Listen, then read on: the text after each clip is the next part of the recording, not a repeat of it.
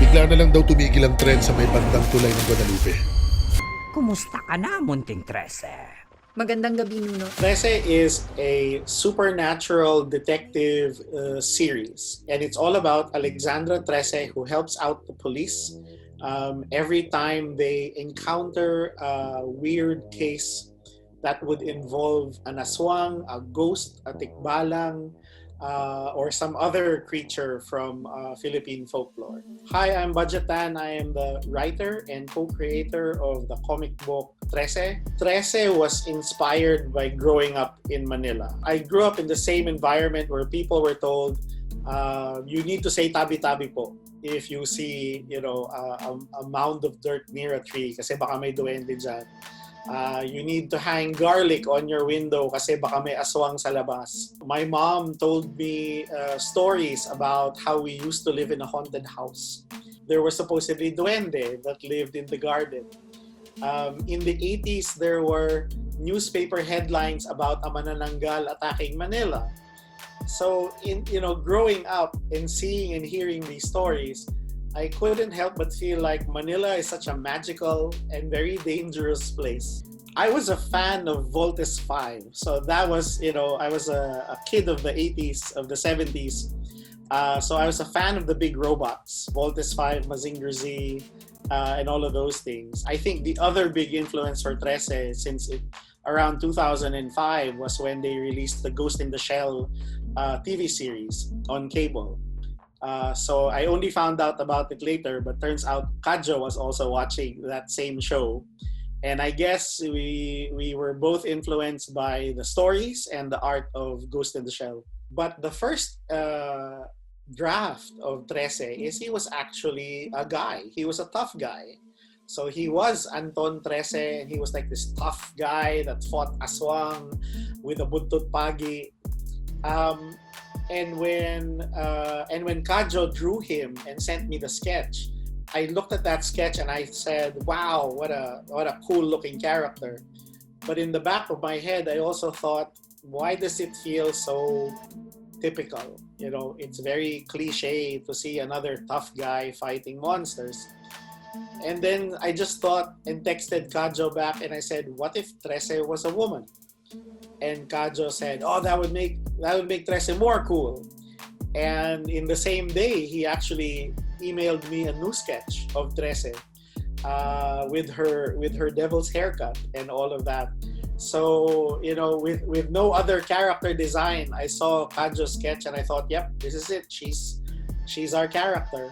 It was a mashup of all of my influences and favorite heroes, but at the same time, it was wanting to show a character that we haven't seen so much in Philippine pop culture. I can tell you I'm excited, I can tell you I'm thrilled, and that cannot describe how, I feel. It's unbelievable, I guess, is what it is, that our little photocopied comic book sold for 30 pesos back in 2005 is now going to be the first Pinoy, Netflix animated series. The Tikbalang gets a pretty good episode. I can't wait for the old-time readers to see their favorite Tikbalang animated. And at the same time, I'm hoping that new viewers will find the Tikbalang, our Tikbalang, as a real awesome creature. For us Pinoys, I think it's a chance for us to be proud of our mythologies and to share it. Growing up, we were talking about anime early on, and I find it so amazing that I have friends who are bigger anime fans than I am, to the point that they've learned Japanese just so that they can watch the original anime. I have seen kids who love Naruto so much that they have learned, his ninja hand signals and, summoning powers and spells. My little 4-year-old kid has memorized hundreds of Pokemon already.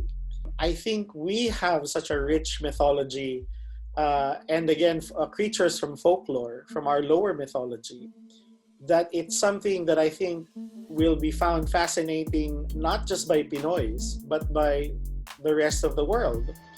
And again, we should be the experts on these creatures and characters, right? So that when the world hears about it, they're gonna ask their their Filipino friends about it. And it's something that we can proudly talk about and say, oh yeah, I know about that. Or like, oh, my lolo met a capre once. It's finally we can share these stories with the world. So I think that's a sense of pride is what we can have when we do tell or put the spotlight on Philippine mythology. It feels like living in Manila can sometimes feel very routine-like, and that it just becomes an ordinary place for us to live in.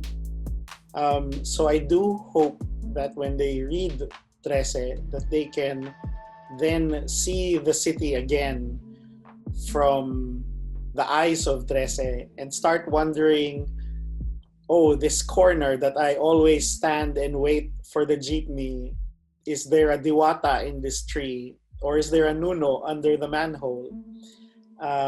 This building where I go to for work every day, maybe a tikbalang lives on the top floor. If they can see the city again in a magical way, then I guess the stories have worked, and that they were able to pick up something that would make living in Manila more interesting again.